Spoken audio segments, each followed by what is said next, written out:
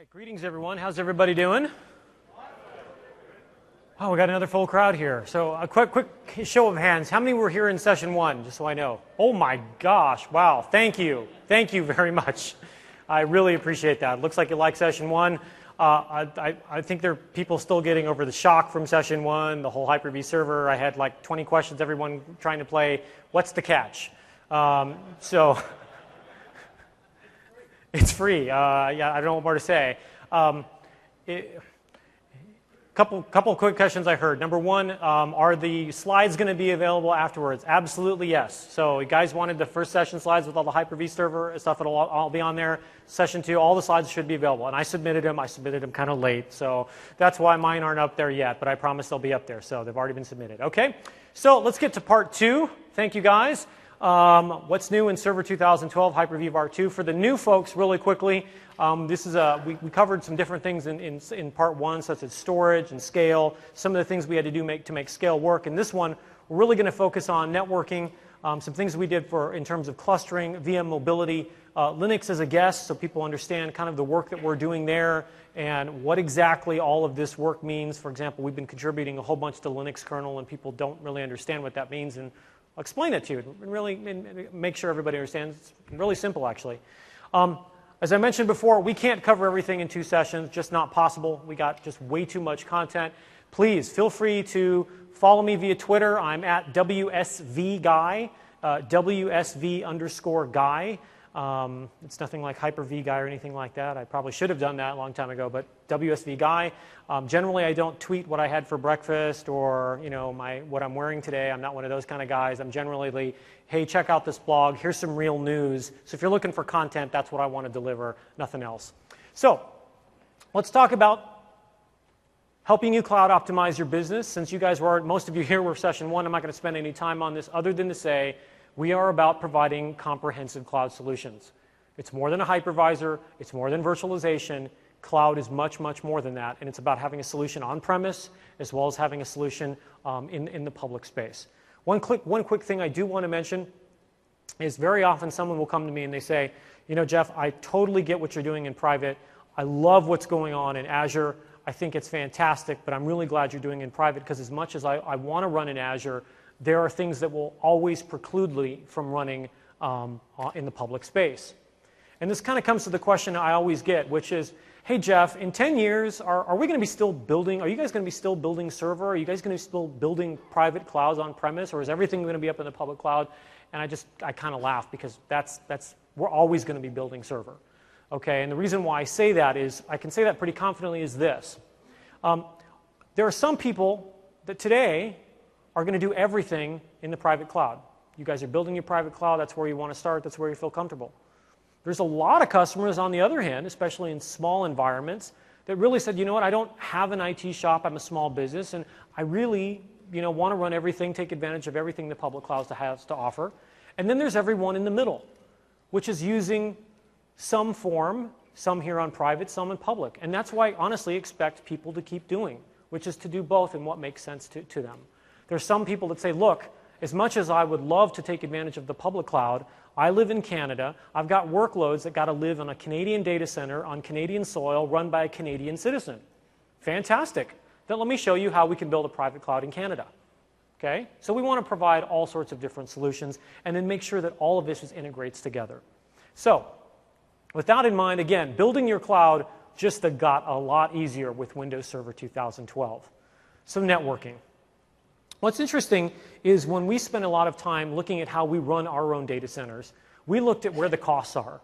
Storage is a big one, really big one. Networking is another big one. And the other part of networking is complexity. And there's a lot of interesting things that happen when you add virtualization, shared infrastructure, shared resource to the mix. And all of a sudden, for guys that do security, guys that work in compliance, folks that work in highly regulated environments, get a little twitchy. When they start saying, well, hold it, you're going to have, different groups or maybe even different companies running on the same server. How do I know that they can't snoop traffic? How do I deal with the complexity of managing IP addresses? I mean, there's all sorts of issues that you guys told us. How do I ensure network multi-tenancy? Again, maybe I got today Coke running on server 1 and Pepsi running on server 2, so they're actually not sharing resources. But how do I know that over time, this thing gets load balanced, dynamically moved around, all of a sudden, whoops, they're on the same server sharing the same NIC? Okay? How are you going to tell your tenant with confidence that you're giving them that isolated security that they need? IP address management is a pain. Also, I want to be able to live migrate across disparate subnets. Well, by definition, you change a subnet, guess what? Traffic's going to get dropped. So how do you solve problems like that? And what if VMs are competing for bandwidth? So for example, one thing I hear is, a real simple one obviously, is service providers. So if you're a service provider and says, look, I'm going to offer this customer gold service, so I've got to manage to a service level agreement, and I've got a customer over here who's a small up-and-comer, but he's got bronze service, I've got to make sure that I can provide that bandwidth based on the quality of service and the service level agreement that we've agreed upon. That's one example. The other one is in an enterprise. So in an enterprise, maybe you care less about that, but you want to make sure that you're prioritizing your workloads. If I've got SQL Server sitting over here in the corner, this is my SQL, this is running my business, this thing is really super important to me. I want to make sure that I'm going to guarantee bandwidth for this workload always. I never want this thing starved. In fact, I'm going to make sure that it always has half a gigabit NIC. It's got 512 megabits assigned to it. On the other hand, those yahoos off in the graphics department like to print out these huge color posters on the color plotter every so often and consume all my bandwidth. So I want to make sure that I limit those guys. How do we make sure that we can prioritize effectively and put some policy behind that? We want to fully leverage the network fabric. We want to make sure not only are we using it and providing limits, but we're using it as efficiently as possible. How do I integrate with existing fabric? How do I deal with network metering? Network metering, honestly, if you're a service provider, this feature is here just for you. Because small, medium business, they don't care about this. Enterprises, generally, they like to give it a lot of lip service. We don't see a lot of people doing network metering because there's a high cost in doing that unless you have a really good reason to do it. If you're a service provider, though, it could be a way that you're doing billing, so it's incredibly important to your bottom line. So we understand that that was an important feature as well. Can I dedicate a NIC to a workload? Lots of interesting questions. So when we kind of think about it, we think about Server 2012 as being optimized for hybrid clouds to host multi-tenant workloads. We also think about it as in a multi-tenant environment, again, when you've got Coke and Pepsi, Contoso and Fabricam, multiple companies, disparate organizations running on the same physical fabric. How do you ensure that isolation? Customers want security and isolation. You need to provide them that isolation. So one of the biggest challenges is service providers, is multi-tenancy. Let me give you the perfect example. I'm Contoso hoster. In fact, every one of you is a potential new customer, and I want you to extend your data center to my cloud. In fact, every one of you in this room, we've all agreed to terms, fantastic, I got a whole bunch of hardware, I got a whole bunch of capacity, I want to onboard you. And by the way, he's using 10.0.0.1, he's using 10.0.0.1. In fact, every one of you in this room is using 10.0.0.1. And I'm the hoster. And I tell you, hey, by the way, I'm already using 10.0.0.1, so every one of you is going to have to re-IP your workloads. How fun does that sound, huh? I've had this conversation, and like people just want to rip their hair out, because at this point, the conversation is done. I've talked to customers that said straight up, you can't pay me enough to change the IP address on this server. This server has been around longer than I have or anyone in my department. All we know is that there are servers somewhere lurking around the organization that run monthly, weekly, hourly, daily, quarterly reports, and they're looking for an IP address. And those are the ones that we sort of know about. There are probably others that we don't even know about. An IP address has real semantic meaning and value. So I am not changing that IP address. And if I do want to move it up and take advantage of additional capacity or put it in a better location for more network scale, it's not going to happen. So what we need is tenants want to easily move your workloads to and from the cloud. But at the same token, the hoster, the service provider, you want the ability to place your VMs anywhere in the data center. One very interesting thing is I've talked to some of the largest service providers in the US, in Canada, and Brazil. And what's interesting is there's lots of limitations in networking that networks that they have to deal with. For example, 4,096 VLANs. Okay, there's technically 4,096. A lot of switches actually don't even go that high. They peter out way before you get to 4,096. So what happens is some of these large service providers, they've actually divided their data center in these weird and wacky ways to get around these data center limitations, VLAN limitations that they have to deal with right now. And what happens is they will take some workloads and they will put them in a specific part of the data center, and it gets pinned to that part of the data center because of the network baggage they have to carry with it. So this is a huge, huge problem. And everybody, whether it's the hoster or the tenant, wants easy onboarding, flexibility, and isolation. At the end of the day, I want you to bring your IP address. I want to make this as simple as possible so I can provide you services with minimal disruption. So one solution is PVLAN, which is something new that we've added to Server 2012. We've had VLANs in Hyper-V forever, but now we're adding PVLANs as well, both isolation scenarios as well as community scenarios. And the isolation scenario is really good when a hoster, basically, this is really, we see this for web hosters a lot, where they want to isolate all VMs from each other, just give it internet connectivity. All right, keep it nice and simple. This is what service providers will do. We put this feature because they specifically said, oh, I got to have this feature. Got it. Then there's a community scenario around PVLANs where the hoster wants tenant VMs to interact with each other, but not other tenant VMMs. And this requires a VLAN, and now you're starting to get back to some of that pain and some of that management, but it's another option as well. Well, we want to apply the concepts of virtualization that we've done with virtual machines and machine virtualization to networks. So if you look at a VM, what is a VM? It's a software representation of some physical piece of hardware. Of course, ours is, our virtual machine, for example, has a motherboard, a network adapter, memory, processors, I/O for storage, SCSI, networking, etc.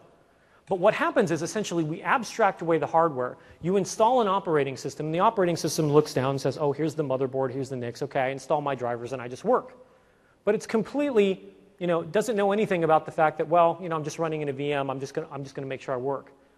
Well, what we're doing is we're decoupling the hardware from the operating system. Well, with network virtualization, we want to do the same exact thing. We want to decouple the physical network into logical networks. We want to be able to run virtual networks on a physical network, but each virtual network has the illusion that, hey, you know what? I'm running as the physical fabric and I'm the only one out there. So what this essentially means is, in this case, I've got Contoso and Woodgrove. And these could be these are two different banks that maybe they're running on the exact same server with the same exact NIC, on the same exact NIC, on the same exact physical machine, with the same exact IP address, and they can't see each other because they're isolated through network virtualization. Huge, huge game-changing feature. Reliability, extremely important. Even when hardware fails, folks expect the network to keep going. I expect it's just going to keep happening. Windows NIC teaming in the box. Customers expect availability. That capability is simply included now with Server 2012. One of the things I love most about NIC teaming is that you can do cross-vendor teaming. So again, you've got a Broadcom NIC, you've got an Intel NIC, guess what? You can team them together and it just works. And if you have a question, if there's a support call, there's none of this, you just give us a call. We'll be happy to help you. Predictability. That even when multiple VMs are competing for bandwidth, we've got to have solutions here. Customers want predictability. They want the ability to be able to, again, provide quality of service and meet a service level agreement. Because if I'm a service provider and I don't, I may end up having to refund someone for a service delivery that I was not able to deliver. Cloud admins want scalability. Customers want performance. And here's an interesting one. Customers want specialized functionality with lots of choice. Now, what do I mean by that? Well, people want to be able to plug in all sorts of interesting things to the switch. Firewalls, monitoring, physical fabric integration, all sorts of cool things. We actually had a long debate in Microsoft about this. When we were developing the Server 2012 switch, there were really two ways we could have gone. We could have done what the other guys do, which is a closed replaceable switch. In the case of VMware, it's, guess what? It's the VMware switch or it's the Cisco Nexus 1000V. It's one or the other. We certainly could have done that. We had a long debate about it. But we realized what that means is, number one, if someone wants to create a new switch, they have to rewrite the entire switch. What if I just want to do some lightweight mirroring, lightweight monitoring? That's a whole bunch of work just to do some monitoring. So we decided, no. We actually want to create an open, extensible switch and create an ecosystem so that we can provide you the choice and flexibility you need to be successful. So number one, if you look, and we're going to walk down the stack, walk through the architecture of the network stack, what if you want to do just simple capturing? So we have capture extensions. So if you want to inspect traffic for reporting purposes, they don't modify any existing switch traffic, S-Flow by Inmon. They're here, they're demonstrating. Go make sure you check them out in the Tech Expo. But this allows you to do some inspection and monitoring, plug right into the capture extensions. Well, what if you want to do something much more interesting than that?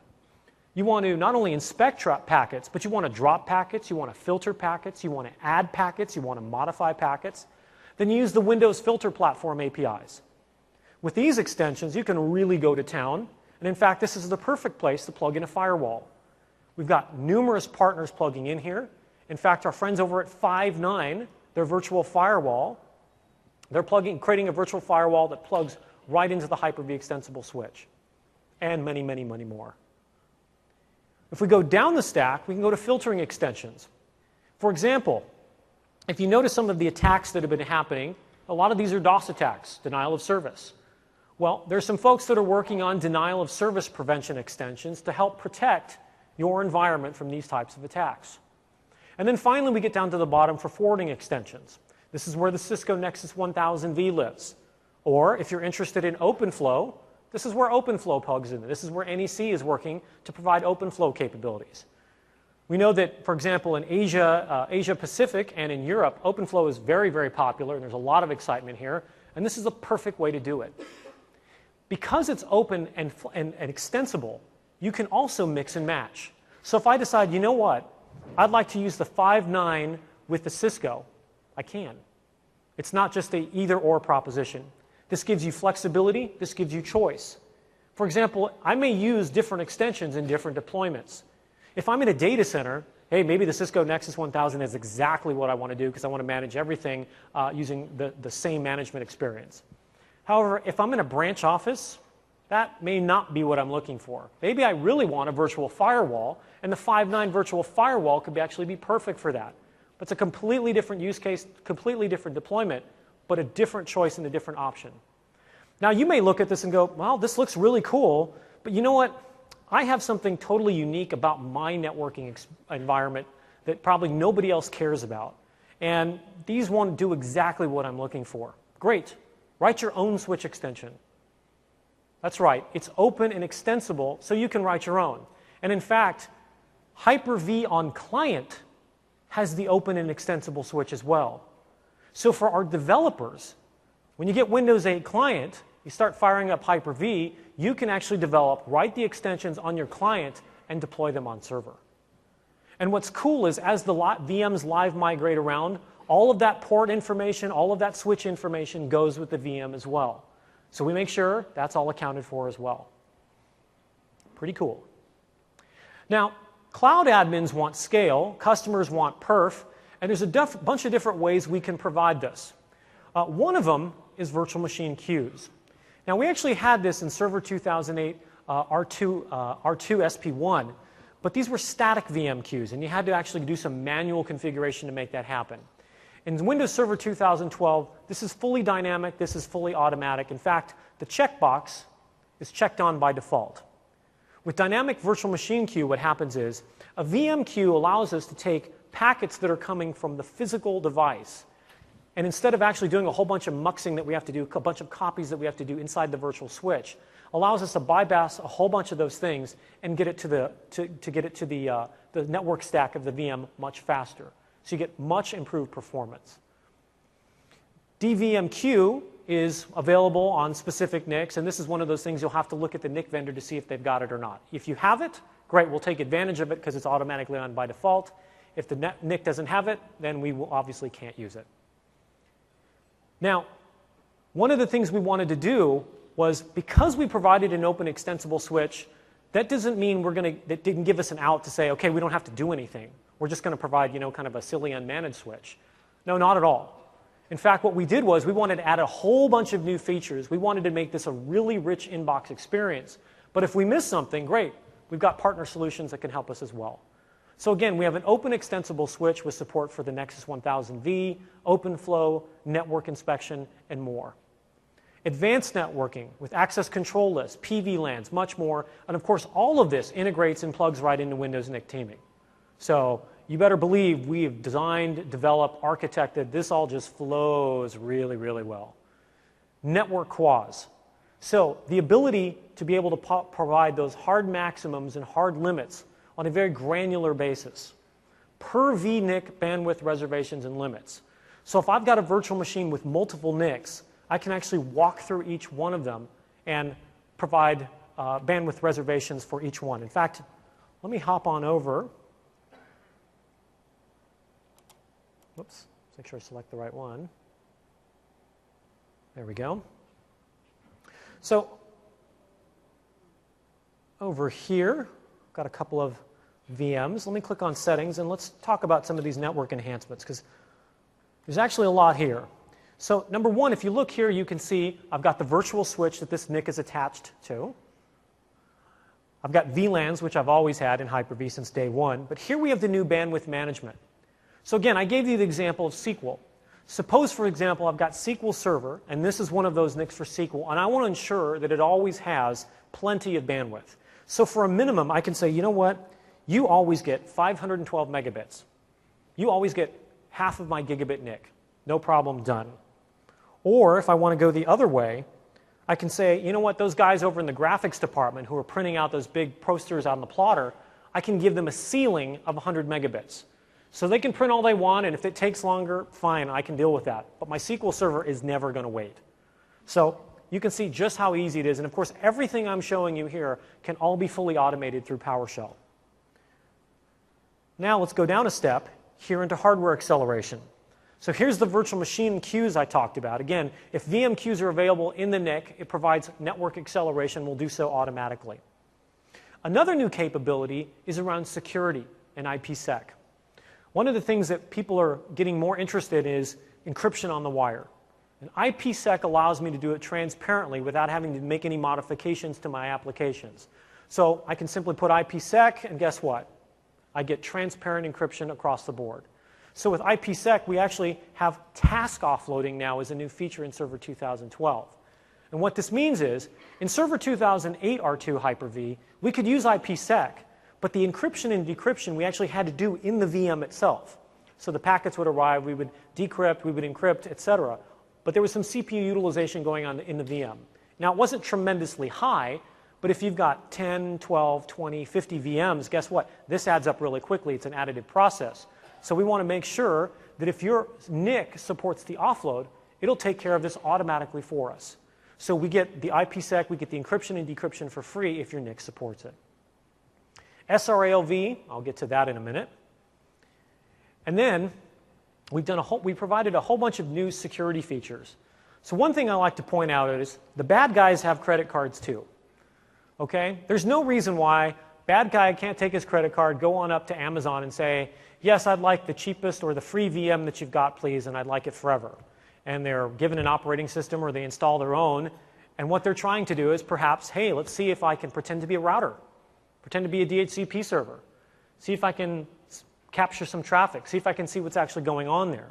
So we included some new capabilities, such as the ability to do DHCP guard. What this does is it drops any DHCP server messages from unauthorized VMs. We also have router guard, which drops router advertisements, which is, again, could be used in a service provider or even an enterprise. You want to make sure that no one in test dev, for example, is setting up a rogue DHCP server by accident. You can help protect yourself against that. So there's a bunch of new enhancements here in terms of networking.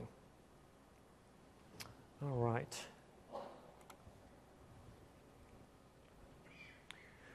Network metering.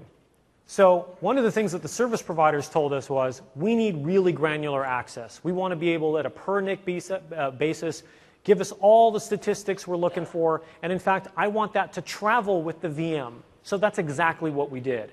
So we can give you down to the last bits and bytes of how much has been going through a virtual NIC. Then you can do whatever you want with those metrics. And as that VM travels, that historical information goes with it. This has changed from in the past, because in the past you'd actually interrogate the host to get that information. But when that VM started moving around, it could get a little difficult. So now you interrogate the VM, and you'll get all of that metering information. So, SR-IOV. I mentioned VMQ as a way to greatly accelerate traffic. SR-IOV is a way to take this to the next step in a very, very big way. SR-IOV stands for Single Root I/O Virtualization. Let me explain what SR-IOV means. So, the goal of SR-IOV is to reduce the latency of the network path. Today, for example, as you can see in this diagram, the virtual machine has a virtual NIC. The virtual NIC's I/O goes through what we call VM bus. Okay? Think of your physical machine as a PCI bus. Well, in Hyper-V, we have a VM bus. So the I/O traffic goes through VM bus into the Hyper-V switch in the root partition. There, the switch applies any routing, data filtering, VLAN filtering, data copy, and then that's either sent to, and then it's sent down to the physical NIC. Then it gets its I/O from the physical NIC. Now that's how it works today without SR-IOV. With SR-IOV, this changes. VM bus is no longer part of the equation. What happens is, with SR-IOV, a physical device is actually kind of cut up into two pieces. There's the data plane and the control plane. The control plane is how you apply a policy and how you manage the physical NIC. And the data plane is actually how the virtual machine traffic goes. And what you can see here is the virtual function is presented into the VM. So the VM will actually see, oh, I see a physical device here.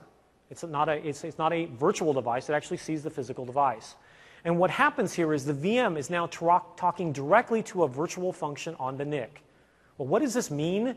It means huge, massive performance.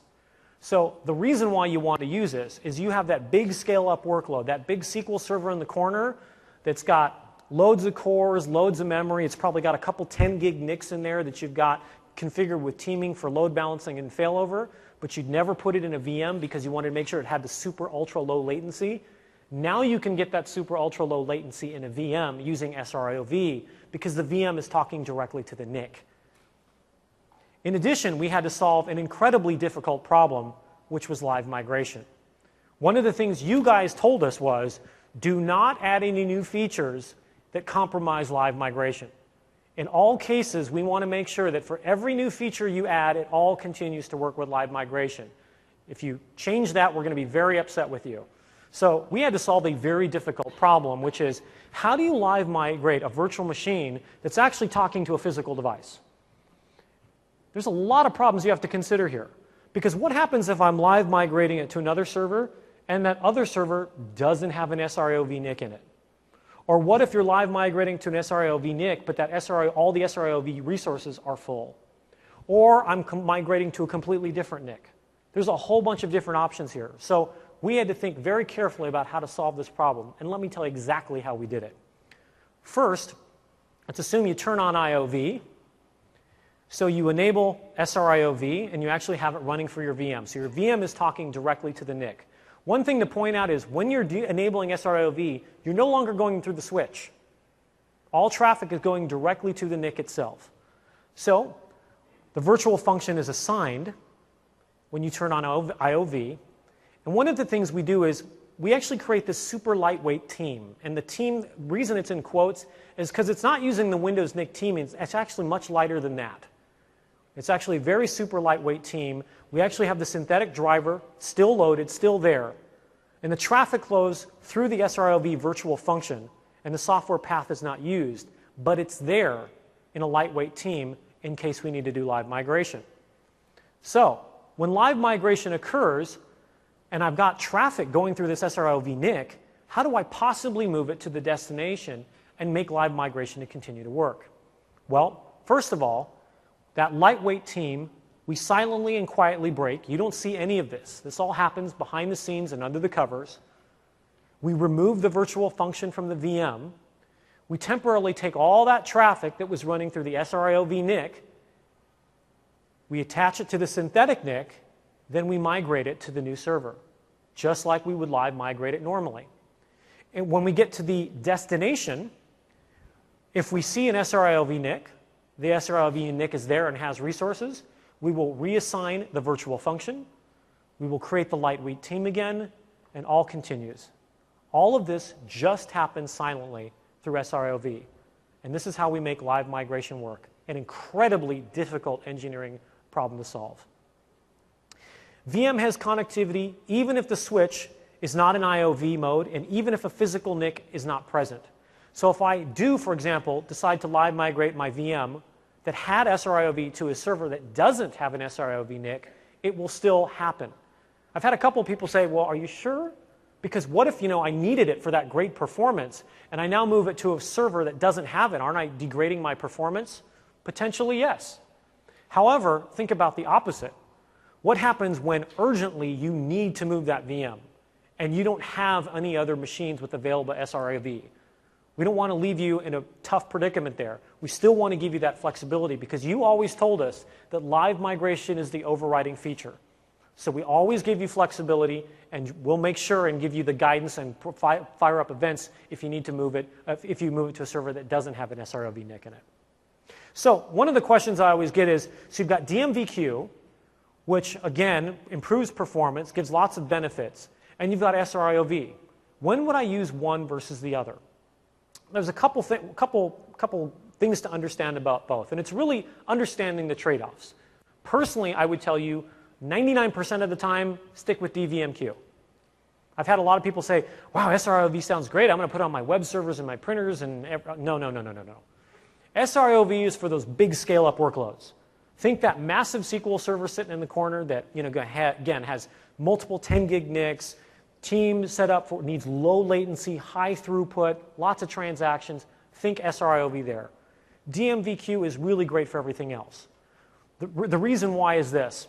When you get to DMVQ will get you up to about 9 gigabit throughput, really, really well. It'll give you receive-side scaling type capabilities, so it'll scatter across multiple cores and scale in the root partition really, really well. And the other thing is you can continue to use the extensible switch. So if you're using the Cisco Nexus 1000 or OpenFlow or the 5.9 virtual firewall, you don't give up anything by using DVMQ. You get performance and you get the switch. The one con is if you really, really need more than 10 gig. You know what, Jeff? I've got 2 Team 10s and I really need 20 gig throughput. Then you know what? You need to go to SR-IOV.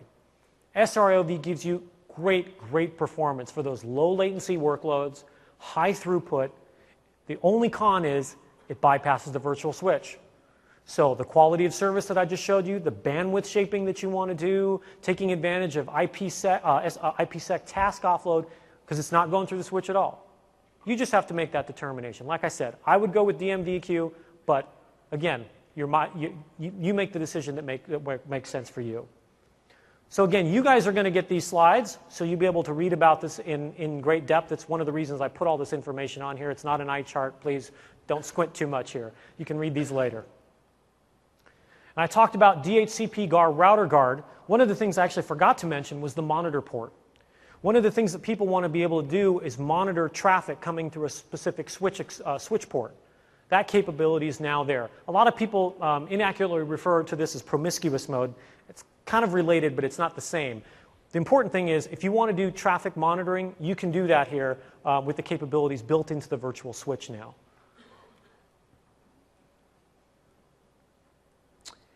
So when you kind of look at how we've progressed, you can see it's feature-rich, it's extensible, and it's in the box.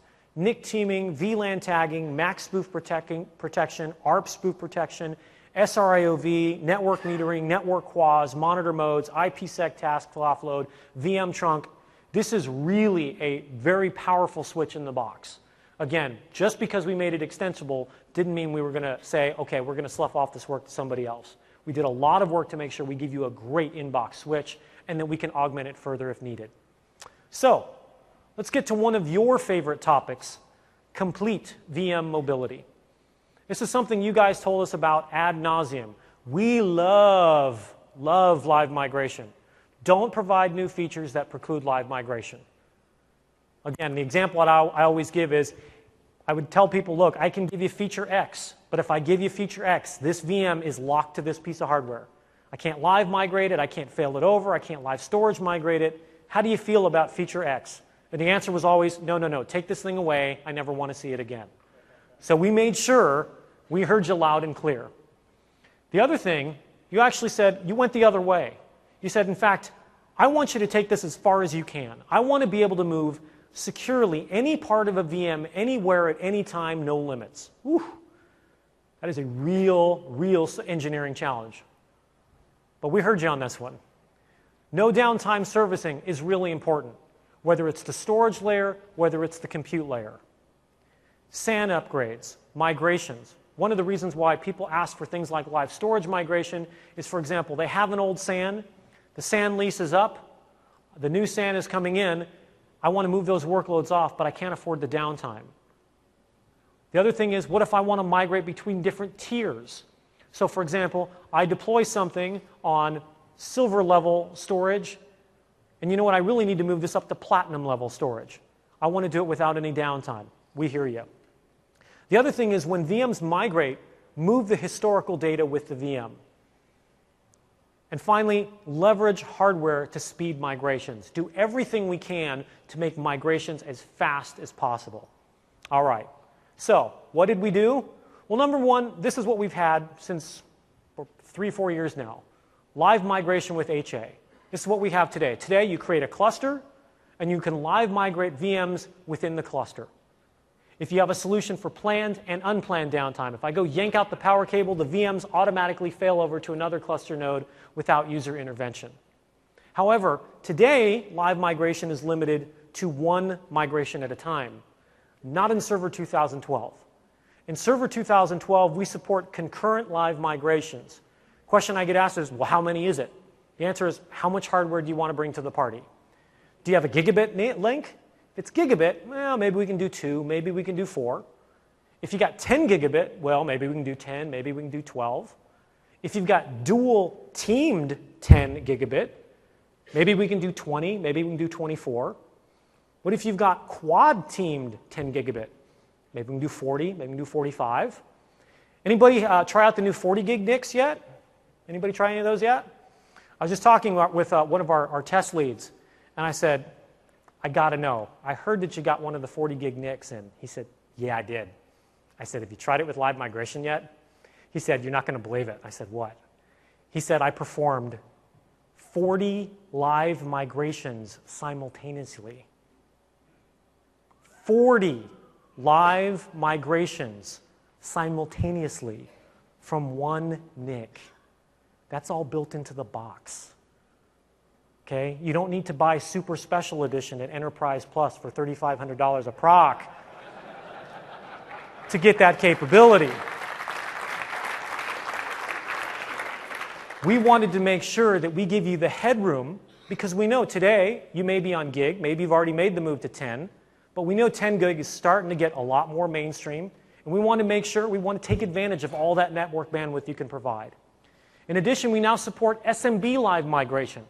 So now you can put your VMs up on a file share with SMB3. We support live migration. What's nice about SMB live migration is it doesn't need clustering.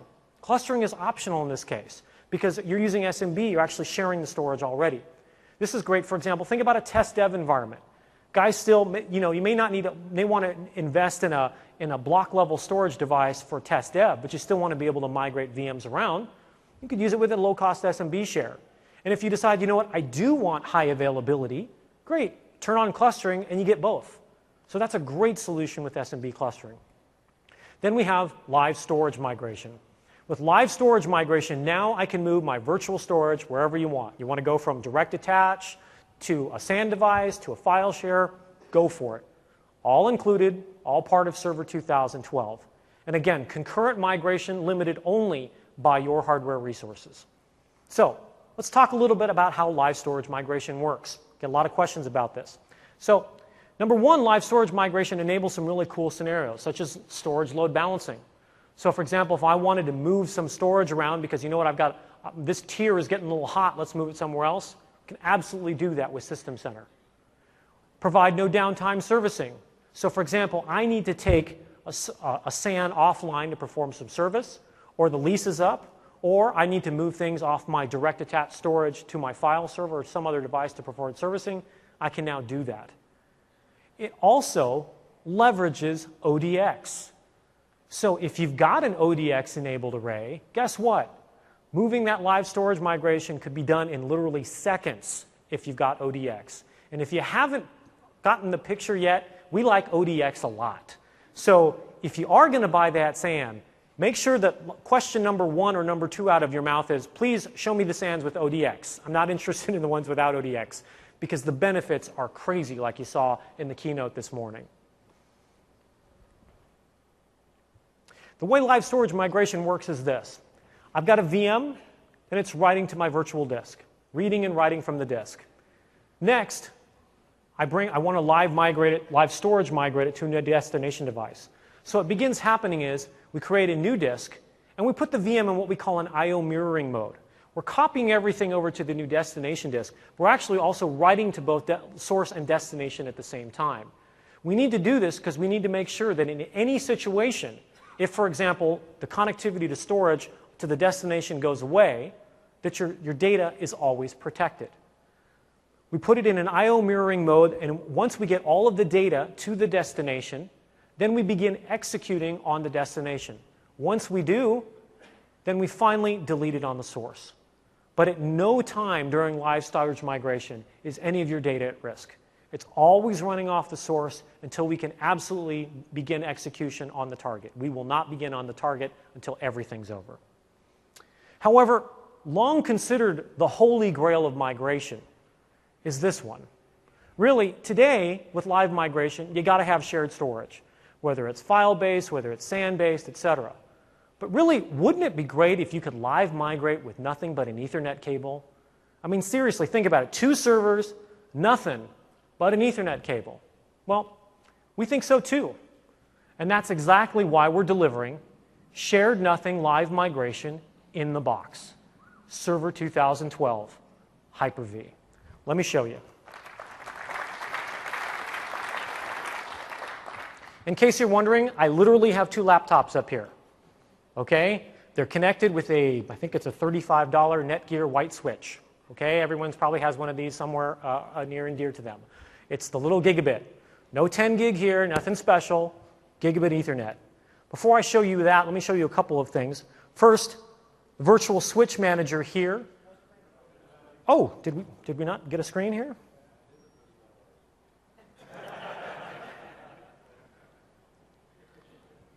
Hold on.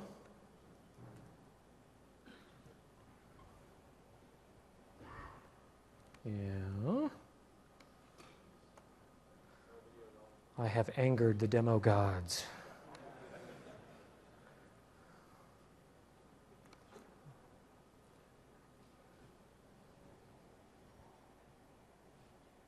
Switch over here. All right, and now let's go back over here. There we go. All right, so let me show you a couple things. I mentioned virtual fiber channel earlier. I didn't get a chance to mention it. One thing I want to show off here is the new virtual SAN manager.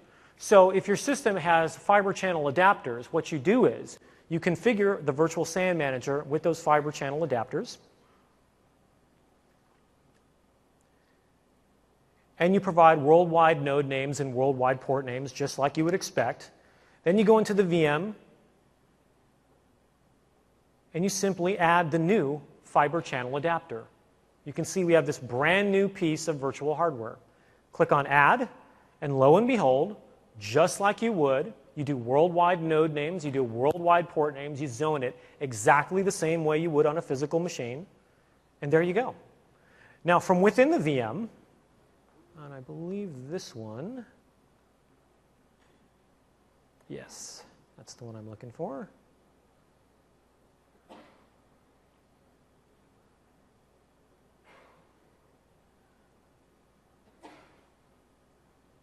From within the VM, I'm going to go to Device Manager, and this is Server 2008 R2. I specifically chose this so you can see this is down level. This isn't even Server 2012. You can see within the VM, it appears in Device Manager as the Microsoft Hyper-V Fiber Channel HBA. So to all of your applications that are looking for a fiber channel HBA, lo and behold, there it is. It appears exactly like one. From a perspective of disks, I've already showed off 64 terabytes. So let's show off some live migration. Here I got, for example, I've got Ubuntu. I'm going to right-click and select Move. I'm going to click Move to Virtual Machine. A couple things I want to point out. We actually provide some incredible granularity when it comes to moving the VM. I can move the VM or I can move the virtual machine storage. That's live storage migration. Now I'm going to move the VM, but what's interesting is, type in the server name. This option, a lot of people tend to go right by it. You can see you can move the virtual machine's data to a single location. You can move the virtual machine's data by selecting where to move the items, or you could move only the VM. So there's three different options here. Let me explain them all. The first one is you take the entire VM, all the VHDs, the configuration file, everything that makes up the VM, and you live migrate it to another location. The second one is move the virtual machine's data by selecting where to move the items. So for example, say you've got a VM with 4 virtual disks, and 3 of those virtual disks are data. I'm going to copy those. I'm going to migrate those to the SAN. But the first virtual disk is actually the boot disk, and I don't care about that. That can go to somewhere slow. Okay?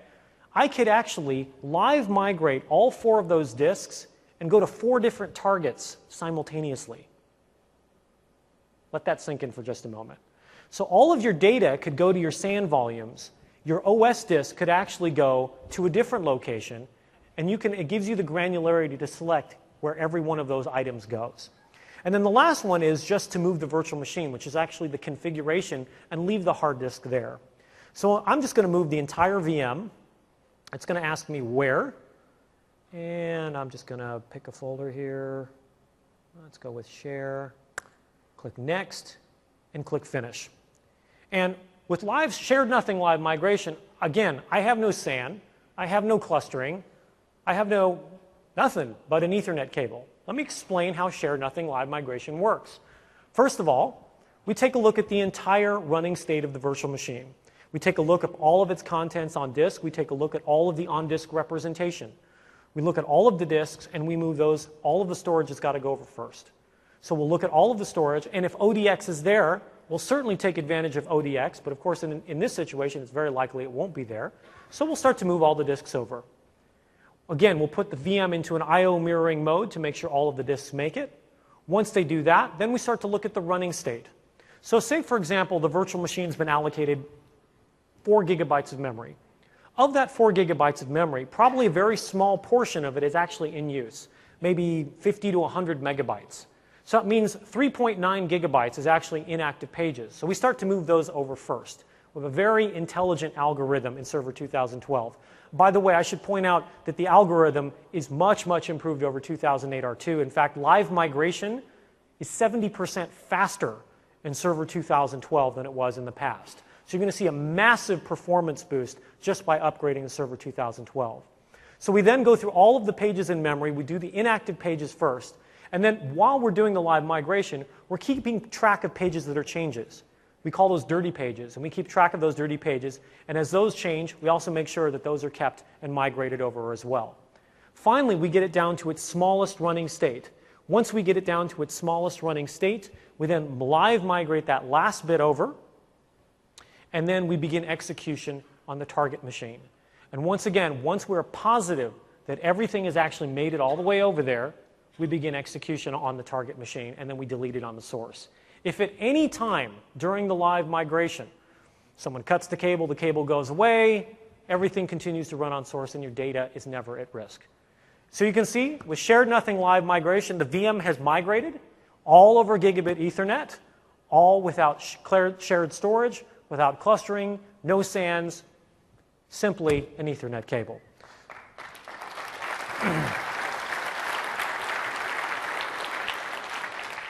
I've had a number of people ask, okay, Jeff, but really, why is this feature important? Come on, is this really important? Oh, it is really important. I'll give you a couple reasons why. So, for example, say you've set up a cluster. That cluster gets full, and you set up a new cluster. and you want to start draining VMs from cluster 1 to cluster 2. Today, there's no way on any virtualization platform to do that live. No way. You have to take the VM offline, move it to the new shared storage, move it to the new infrastructure, and bring it up on the second cluster. With shared nothing live migration, I can now live migrate into a cluster, live migrate out of a cluster, and live migrate between clusters. In addition, while we support the largest clusters in the industry, 64 nodes in a cluster, say for example I'm in a large enterprise and I need to live migrate a VM from server 1 to server 500. It's very likely I don't have a 500 node cluster, okay? Well, with this, it doesn't matter because I can live migrate without any shared storage. Doesn't matter where that resides. And just to give you an idea for giggles, I'm in building 43 at Microsoft. I'm on the first floor. So I live migrated a VM up to the third floor, which is where the lab is. I live migrated it down the street to building 42. Then I live migrated about 1.5 miles to building 25. Then down the street to building 9, and then back to my office in building 43. All using shared nothing live migration all over the network. Very, very cool. Let me be very clear also, it's a mobility feature, okay? It's what it's designed to do. I'm very transparent about this. This is not high availability, okay? With shared nothing live migration, you're not configuring a cluster. If I walk up to this server and yank out the power cable, that server's down and so is the VM because I haven't configured any sort of failover with clustering.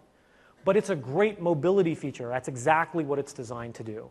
So those are some of the things we've done and some of the rich capabilities we're providing in complete VM mobility in Server 2012. So live migration with HA, SMB live migration, live storage migration, and shared nothing live migration. And a couple people asked me after the last session, do we have any guidance on, what are some of the architectures I could use to build my clouds? Should I use SMB storage? Should I use iSCSI? Should I use fiber channel? Should I mix and match? What should I do? The answer is yes. It really depends on what you're trying to achieve. However, let me highly recommend this session, VIR 304, Building Flexible Hyper-V Environments. Ben Armstrong is going to go through some real particulars in different types of infrastructure that you can use and how to put some of these pieces together to create private clouds and optimizing for live migration and storage migration. Disaster recovery. This, I have to say, has been a very, very hot topic throughout the development of Server 2012. I'll never forget the first time I demonstrated this, and honestly, email went pretty nuts about this. And this picture kind of says it all for me. You guys know what this is, don't you? Hurricane Katrina, August 2005.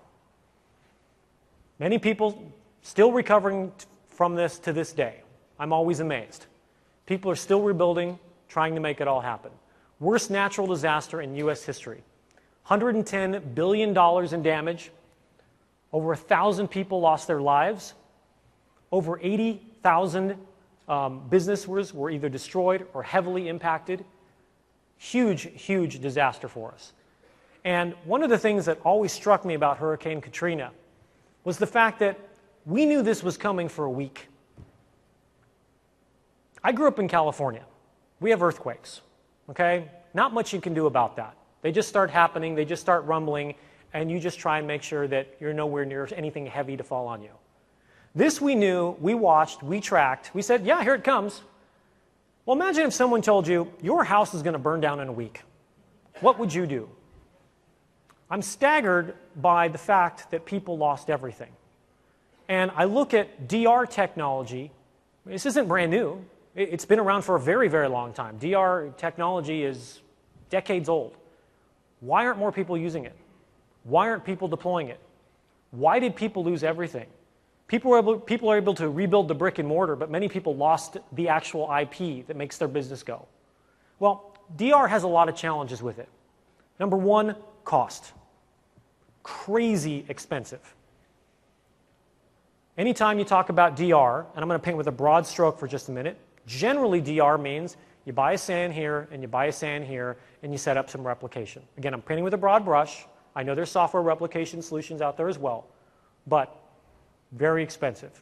And generally, you don't see it in the low price SANs. It's generally in the higher price SANs. Complexity. DR is not easy. Let's just take one aspect of it, networking. I've got one site with workloads running on one range of IP addresses on one subnet. And I've got to move them and fail them over to another site with another set of IP addresses in a different subnet. How do I deal with that? Well, you first get a PhD in networking, and then you start to work on this problem. Inflexibility. So DR, like I mentioned, generally, again, broad brush here, is SAN to SAN. Well, what happens if you've got a whole bunch of branch offices that you'd like to replicate back to the data center, and the data center actually has a SAN? Are you going to put SANs in all your branch offices? Generally, no. In fact, one thing that's very interesting is I've spoken to some of the largest oil companies in the world. And I showed them this, and they're like, oh my gosh, when is this thing shipping? I will have this now.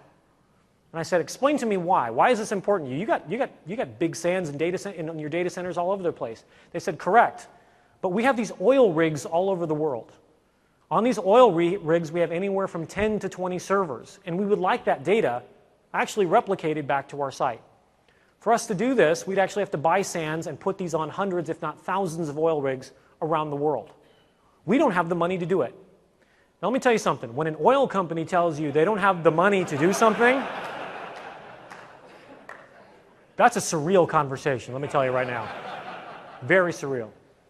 So when I showed them Hyper-V Replica, I said, no, you can run this on your servers, and this will replicate back to your data center.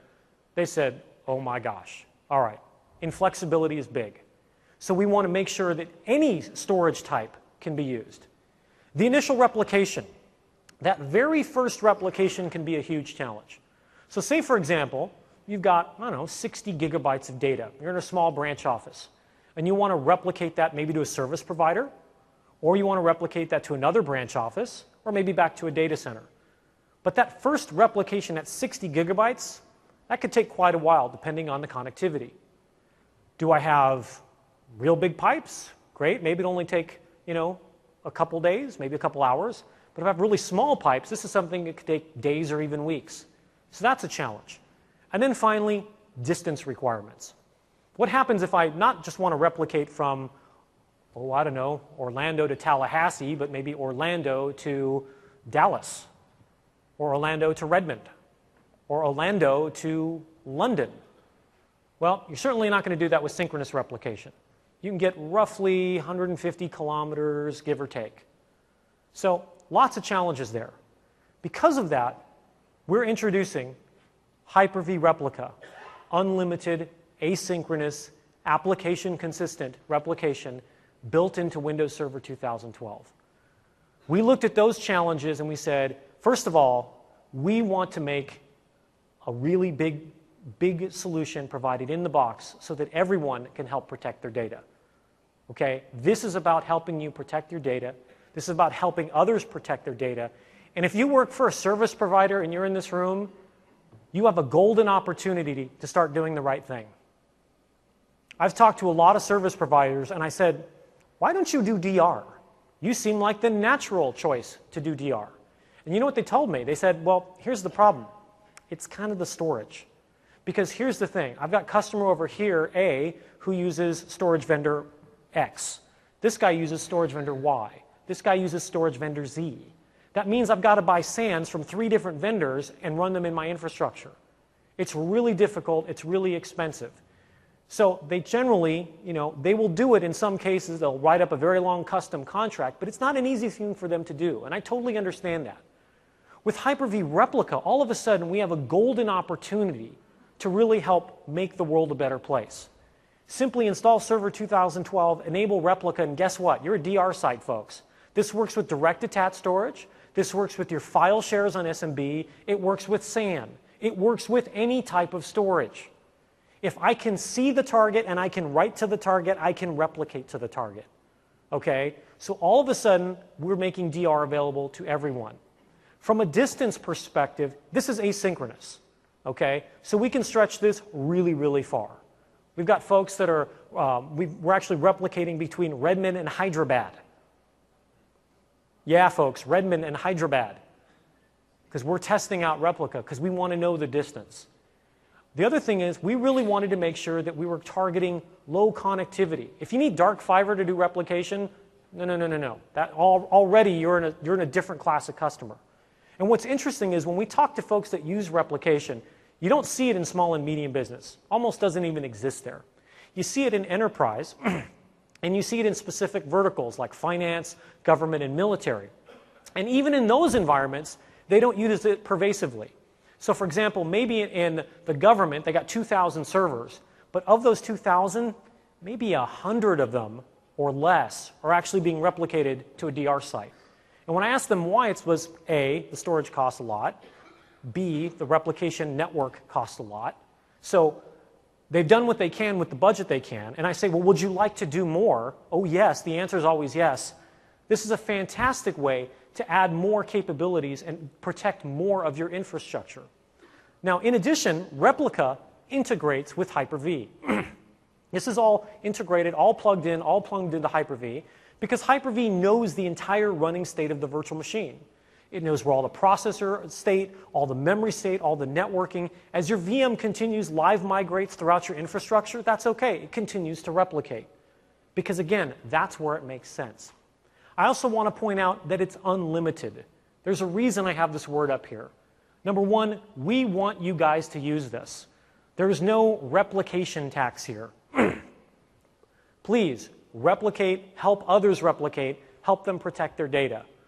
So this works with any type of storage. It's asynchronous and it's application consistent. Let me show you. Come on. Wow, this thing is a... All right, let's do the little reset tango again. Yeah, apparently likes it twice. Okay. So in this case, I've got a virtual machine I'd simply like to replicate. And everything I'm showing you is through the inbox UI. I'm going to right-click on a VM. I'm going to click on Enable Replication. First thing it's going to ask you is, well, what's my replication server? I'm going to choose this one. You notice I get a couple of different authentication types. I can use Kerberos or I can use certificate-based. Now the first one is great, for example, if I already own both ends of the pipe. Say, for example, I'm going from one part of the Microsoft campus to another part of Microsoft campus, but it's all staying on my CorpNet. It's going a good distance, but it's all staying on CorpNet. Great. Then I can use Kerberos. Or if I want to integrate with a service provider, obviously I'm going to want encryption because I'm going over the public internet. So use certificate-based authentication, and you can see right here in the UI, we even tell you data will be encrypted while being transmitted over the network. In addition, we compress the data over the network while it's transmitted. So again, even if you're in low latency, low bandwidth situations, we're seeing upwards of 40 to 60% compression with this enabled, and that's why it's on by default. I'm going to click Next. Here it actually allows me to choose the virtual disks that I want to replicate. Now I only have one disk in this case, but if I had multiple disks, for example, I could choose which ones I want to replicate. Now, you may be thinking, well, why wouldn't I always want to choose all of the disks? Well, one example would be, say this was SQL, and you actually had the OS disk and the data disk. Maybe I really don't care about the OS disk, but the data disk is the one I really super care about. Then you could only check the OS disk. Or in this case, I'm going to check the only one I've got. Click Next. And now we can configure recovery points. So with Replica, by default, we'll keep one recovery point. But if you want to keep additional recovery points, you can see number one, I'm going to keep 4 recovery points, and it tells you how much disk space you're going to need, 3.05 gigabytes. If I decide, you know what, I'd like to have more recovery points, then we'll automatically recalculate to tell you how much storage you need on the back end. In my case, I'm going to stick with the default. And also notice that we're VSS aware, volume shadow services. So when I say we're application consistent, with Hyper-V Replica, we'll actually call down into the guest. So if you're running a VSS aware application, for example, SQL, we'll say, hey, we're about to do a replication. We're about to do a replicated snapshot. Please flush everything, quiesce everything to disk, get an application consistent state, and we're going to take the snapshot. So not only is it replicated, but it's application consistent. Now it's off by default because we don't know what's running in the guest. We don't even know what operating system is running in the guest. And by the way, it doesn't matter what operating system is running in the guest. We're guest OS agnostic. Doesn't matter. Could be Linux, could be Windows, doesn't matter. We will replicate whatever's running in the VM. In this example, I'm just going to choose the latest recovery point and click Next. Now, I mentioned the replication issue before. What happens when you do that first replication? That first one's going to be a big one. Suppose it's 60 gigabytes. Well, if I'm fast on a fast network, maybe I just have it happen over the network. Or maybe I decide I'm going to schedule it, and in fact, I want it to happen Friday night after everybody goes home. So we thought of this as well. This way, everybody's left the office, and I've got full use of the corporate bandwidth, and I'm going to start replicating. Or, you know what? Maybe my situation's even less than that. No problem. You can send the initial copy using external media. So, copy it. We'll actually export it to USB disk, FedEx it to your recovery site. Instead of doing 60 gigabytes over the network, guess what? 60 gigabytes via UPS.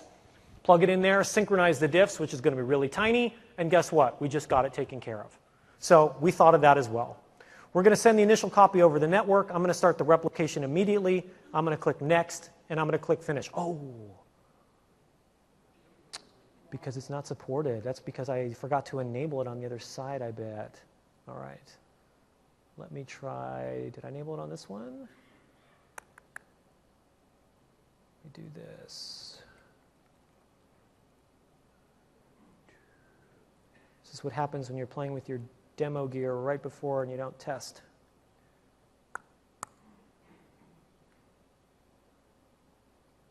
And there we go. And just like that, I've enabled replication on this virtual machine. Now, in addition, I'm going to right-click on the VM, and I'm going to go to Settings. I'm going to show you one more thing.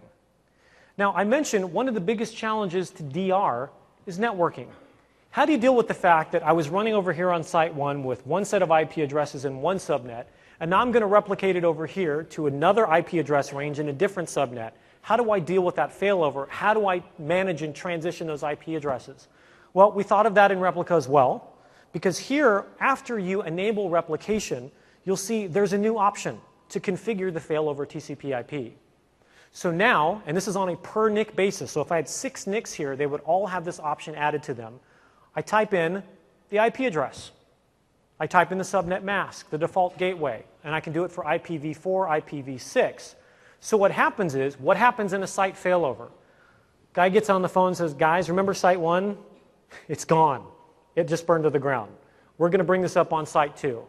So you go through your runbook, you bring up your Site 2, and as you're coming up on Site 2, you go through the failover action in Hyper-V.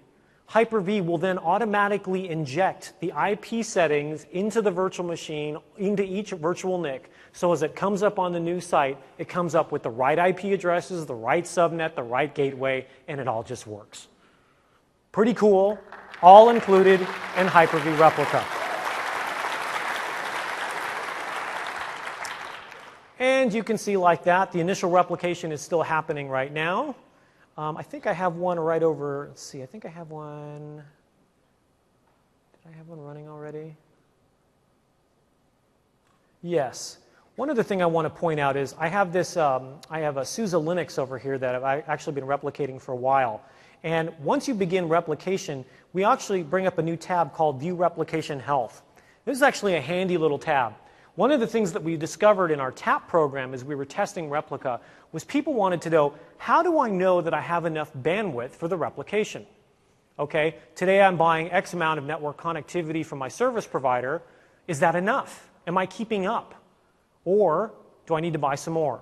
Well, when you go to the View Replication Health, number one, I get the replication status and type, I get the average and maximum size of the replication that's occurring, and I get the number of successful replication cycles, and the average that's actually occurring. So from this, I can tell, do I actually have enough network connectivity to keep up with the replication that I'm doing, or do I need to invest? So some really handy information. And again, everything I've shown you here, as well as this data that I'm showing you here, is all available via PowerShell as well. So that is Hyper-V Replica. Oh, and by the way, there's also a session that will go even further, enabling DR for Hyper-V workloads as well. So one thing I want to mention is every time I show Hyper-V Replica, I get a number of people that come up to me and go, are you saying I should toss my SANs and toss my synchronous replication? No. I heard some yeses over here. I didn't say that. Okay, maybe you guys are saying it. That's not what I'm saying. I want to be very clear here. We look at this as a way to complement array-based replication. Okay? If you're doing synchronous array-based replication, you've got a fine solution there. Okay? I'm not going to walk in and say, let's rip this out. What I will say, though, is if you're using array-based replication, look around. There's probably a whole bunch of workloads that you wanted to do replication for that maybe you couldn't afford at the time, and Hyper-V Replica could help add some additional cushion and additional replication to those workloads that you couldn't do it in the first place. So we see it as complementary to array-based. And a couple things is, again, from a cost perspective, it's flexible, it's unlimited VM replication, and is included. And by that I mean you can replicate as much as you want. We don't charge you per VM. I bring this up because if you go with the other guys at VMware, they have software replication, but they charge you for every VM you replicate. The first 75 VMs cost you $200 per VM. Yeah, thank you very much, huh? And starting with VM number 76, it's $600 per VM to replicate it. Okay, that's not what this is about. This is about protecting your data. That's why when I say unlimited, I mean it. It's unlimited replication, go to town.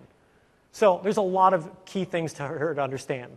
From some of the takeaways, it's easy to set up. You can do it via Wizard, or if you're doing this at scale, you're not going to go through the Wizard. You're going to do all of this via PowerShell. It works with your current hardware. I can replicate, as you can see right now, between two laptops in direct attached storage.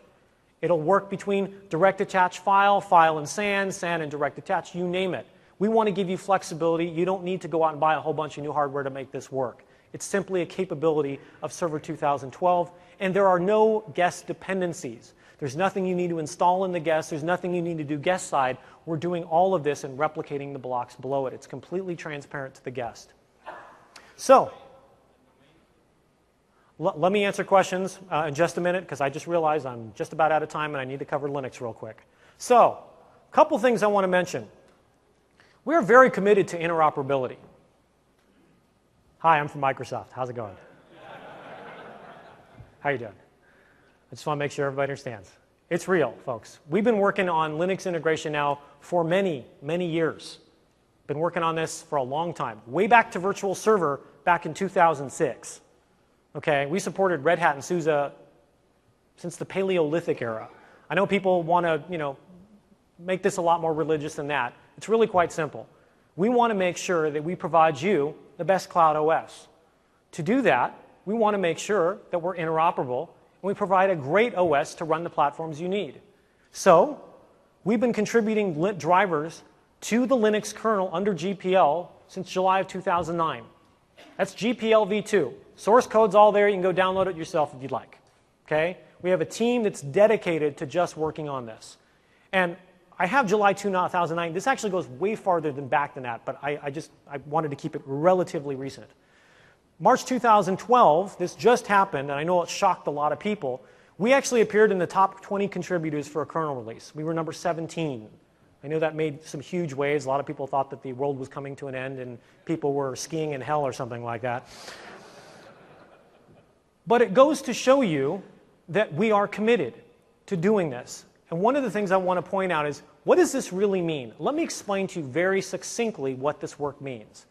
By us committing and working on these drivers, putting these into the mainline Linux kernel, it means when all of those distros, CentOS, Debian, Ubuntu, Red Hat, Martha Stewart's version, the Hannah Montana version of Linux, whatever, when they go and grab the next Linux kernel, all of the Hyper-V drivers are there. It means today, for example, I can go download Ubuntu 12.0.4, download the ISO, and install it right now on Hyper-V Server 2008 R2 or 2012. And guess what? The drivers just light up and work. You don't need to install anything. Finds the synthetic network, finds the synthetic storage, finds mouse, input video, all of it. And so all of this right now is now, as of just literally in the last 2 months, it is all now in the mainline kernel. So I just want to point out, we are committed to interoperability and making sure we provide you the best cloud OS. So in terms of Linux on Hyper-V, people always ask me, do we charge people to do this? Absolutely not. If you want to run Linux on Windows Server 2012, you certainly can. I would certainly recommend that you take a look at our free product, Microsoft Hyper-V Server. I think people are still palpitating from that from the last session. But I would certainly use Microsoft Hyper-V Server, which is our free hypervisor for Linux. And we can also leverage high-end enterprise features like high availability, live migration, shared nothing live migration. And in fact, VM replication with Hyper-V Replica allows us to provide replication for Linux. So you can see this is a huge investment for us, and really, this is good for all. And they can be managed centrally from System Center. In fact, what a lot of people don't realize is that we've been looking around and we're seeing, I think the fact I heard recently was we're managing about 20% Linux. System Center has been doing a lot of interoperability for a long time. So we have a really good story here. So finally, closing it up. Why Windows Server 2012 Hyper-V for private cloud? Honestly, I could have gone on for days on this one, but a couple of things. Number one, the most manageable and extensible hypervisor. The Hyper-V Extensible switch, we've got the new minimal server installation, PowerShell, persistent metrics so that as the VM moves around, all of the metrics and history travel with the VM, and maintenance mode in the box. With cluster-aware updating, you can now update all of your clusters automatically. In addition, the most scale, and I could go on. Most physical memory per server, largest virtual disk, most nodes per cluster, most VMs per cluster, most NICs per team. Oh my goodness. Yeah, and this could go on. Quite simply, we are redefining scale, we are redefining performance, and we are going to continue to do that. In terms of security, security has been scattered throughout. A number of people have asked me if I was doing a security session this week, and I actually didn't bother to do one this time around because it's literally all over the place. We've got BitLocker integration with failover clustering. We've got secure guest fiber channel. We've added new security enhancements in the switch with DHCP guard and router guard. IPsec task offload to protect and encrypt your data on the wire. Secure boot attestation, measured boot, and simple authentication to make it really easy to delegate roles in the box with Server 2012. Complete VM mobility in the box. No other virtualization platform offers all of these capabilities, like shared nothing live migration. Simply live migrate VMs with nothing but an Ethernet cable. And all of the other ones, all built into the box. And finally, it's the most feature-rich. All server editions include the Extensible switch, Replica, live storage migration, network, storage I/O control, SR-IOV, offloaded data transfer, GPU-accelerated VM, and network virtualization. And I should also point out that I've been talking all about server. Let me take one moment to remind everyone, Hyper-V's in client as well. Windows 8 client has Hyper-V, and it's the real deal. Okay? I can take VMs, create them, develop them, author them on client, and deploy them on server. I can develop switch extensions on client and deploy them on server. I can develop PowerShell automation on client and deploy it on server. We think this is a great, great solution for everyone here. We're very excited about this. This gives you a solution for your clients and your servers that's consistent across all platforms. So, thank you.